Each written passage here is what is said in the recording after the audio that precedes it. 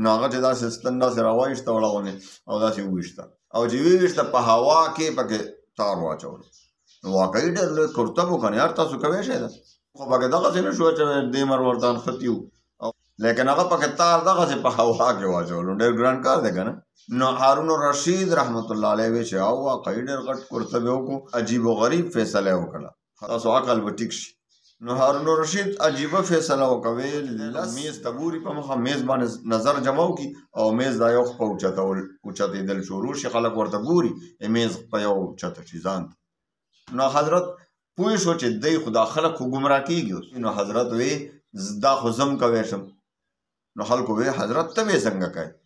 وی بس تاسو ماته یو څو ورځې چا د خولې نه زنځیران راویستل او چا د سترګو نه زنځیران راویستل چا نه چړې راویستل اقرار به بالکل صحیح کار کوي چې داسو خلکو خلاف قدم اوچت کو داسو خلکو خلاف الحمدلله وکفا وسلام علی عباده الذین اصطفى اما بعد فاعوذ بالله من الشیطان الرجیم بسم الله الرحمن الرحیم اقرأ باسم ربک الذی خلق صدق الله العظیم السلام علیکم ورحمۃ اللہ وبرکاتہ نن سبا یو ګرما ګرمي شروع ده په سوشل میډیا باندې تاسو وینئ اقرار الحسن او د حق خطیب حسین علی بادشاہ سرکار درمیان دې دواړو درمیان کې کشمکش شروع ده او ټول خلک په دې تماشو دي چې آیا څوک په حق دی څوک په ناحق دی نو زه تاسو ته یو خبره وکړم حق خطیب چې کوم کرتبونه ښیي خلک دا کرامات ګڼي حالانکې دا کرامت څه ته ویلی شي معجزه څه ته ویلی شي یو وي معجزه چې هغه پیغمبر علیه الصلاة والسلام په لاس باندې الله داسې یو کار وکړي چې هغه نور څوک خلک ترنه عاجز وي د انساني طاقت او د عقل نه بار خبرې هغې ته ویلی شي معجزه او بل وي کرامت کوم که دغه کار چېرته د یو بزرګ په لاس باندې وکړی شي الله پاک وکړي ترنه داسې ترنه الله څرګند کړي نو هغې ته ویلی شي کرامت چې وایي هغه څوک نه شي کوی نو اوس حق خطیب د چا د خولې نه زنځیران راوباسي چا د سترګو نه زنځیران راوباسي چا د خولو نه چړې راوباسي نو آیا دا کرامات دي نه کرامت او معجزه دا په خپل اختیار نشي کېدی ځکه د انسان اختیار خپل نه چلیږي چې راشه زه به یې تاسو ته کرامت پیش کوم زه د خلکو نه زنځیران راوباسم بلکې دا ګوره هارون الرشید رحمت الله علیه نیمه دنیا بادشاه و د هغه دربار ته یو کس راوستی شو ورته یې حضرت د ډېر لوی کرتب پیش کړي ډېر زبردست وی څه کېدای شي خلکو کرامت ګڼلو چې یاره دی داسې کوي چې دا وړغونې ستن نه دا د ګنډلو دا ستن داسې په هوا کې ولي او هغې کې به په هوا کې تار اچوي داسې زبردست کرامت پیش کړي نو حضرت هارون الرشید رحمت الله علیه څه وکړل هغه وی چې خط وکړه لږه نو هغه چې داسې ستن داسې راوایسته وړغونې او داسې وویشته او چې ویویشته په هوا کې پکې تار واچولو نو واقعي ډېر لوی کرتب و که نه یار تاسو کوی شی ده څوک کوی شي داسې مونږ خو پکې دغسې نه شو اچوی دې مروردان ختي وو او به تار پکې نه شو اچوی لیکن هغه پکې تار دغسې په هوا کې واچولو ډېر ګران کار دی که نه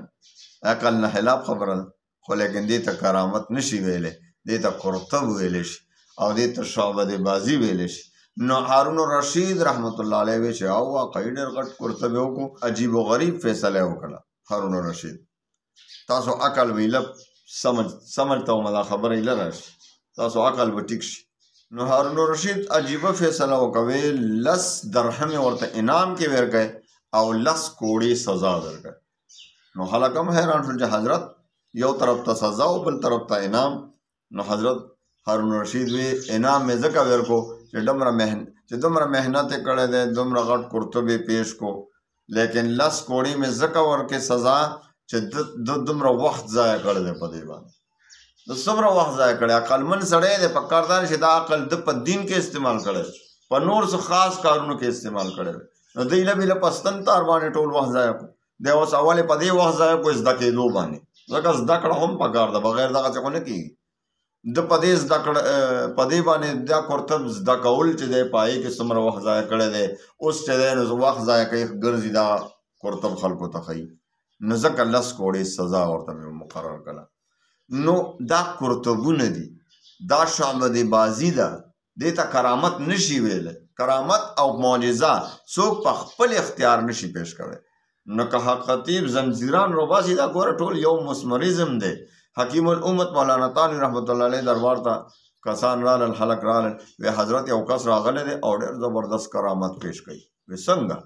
وی هغه چې دی نو میز ته ګوري په مخه میز باندې نظر جمع وکړي او میز دا یو په اوچتېدل شروع شي خلک ورته ګوري میز په یو اوچته شي ځان نو حضرت وی دا کرامت نه دی دا قرطب دی وی نه حضرت نو حضرت پوه شو چې دی خو دا خلک خو ګمراه کېږي اوس یو قرطب یو عام شعبده چې دی هغې نه خلک کرامت ګڼي نو ګمراه ان قریب خلک به ګمراه شي نو حضرت وی دا خو زم کوی شم نو خلکو وی حضرت ته وی څنګه کوي وی بس تاسو ماته یو څو ورځې مهلت راکړئ او بس یو څو ورځې په هغې باندې نظر خپل جمع وکړو دا مسمریزم دی یو شي باندې محنت وکړي نو هغه کېږي بیا سیز باندې سترګې نظر جمع وکړي او ذهن هم ورسره میله وکړي دا بیل علم دی نو حضرت حکیم الامت خو ځکه حکیم الامت دی چې هغه د خلکو اصلاح کوله نو هغه څو ورځې حالانکه یو منټ ورسره پالتو نو فارغ نو خلکو د ایمان بچ کولو دپاره څه وکړل په هغې باندې یو څو ورځې محنت وکړو او هغه میز چې دی هغه اوچتول شروع کړل نو بس حکیم الامت خلکو ته وی راځئ دا درته زه اوس وکړم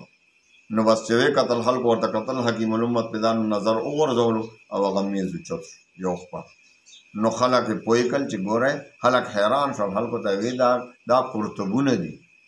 دا کرامات نه دي کرامات د اولیاو چې دی هغه حق دی خو لیکن دې ته کرامت نشي ویلی نو د خلکو ایمان یې بچ کړو د دغه شانتې څو چا د خولې نه زنځیران راویستل او چا د سترګو نه زنځیران راویستل چا نه چړې راویستل دا بالکل دا قرطبونه دي او دا شعبدي دي دې نه ځان ساتئ داسې خلکو نه هم ځان ساتئ اقرار بھائی بالکل صحیح کار کوي چې داسو خلکو خلاف قدم اوچت کو داسو خلکو خلاف جهاد کوي دا بالکل صحیح کوي چې دا پاکستان د داسې خلکو نه پاک شي پاکستان مخکې نه مشکلاتو کې گیر دی او مخکې پکې دا شعبدي او دا خلکو د ایمانونه د خلکو مال لوټ کولو دپاره داسې قسم قرطبونه کوي نو د دې نه ځان ساتئ او اقرار به سره بالکل په دې کې مدد وکړئ او دا د علماو هم حق دی چې حق اوچت کړي حق اواز اوچت کړي او د اقرار به حمایت وکړي الله تعالی د اقرار به توفیق ورکړي چې داسې قسم څومره پاکستان کې یو خطیب نه دی